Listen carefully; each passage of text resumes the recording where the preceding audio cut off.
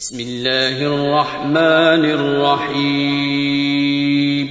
شروع اللہ کا نام لے کر جو بڑا مہربان نہایت رحم والا ہے۔ ويل لكل همزة لمزة الذي جمع مالا وعدده يحسب أن ماله أخلده كلا لينبذن في الحطمة وما أدراك ما الحطمة نار الله الموقدة التي تطلع على الأفئدة إنها عليهم مؤصدة في عمد ممددة۔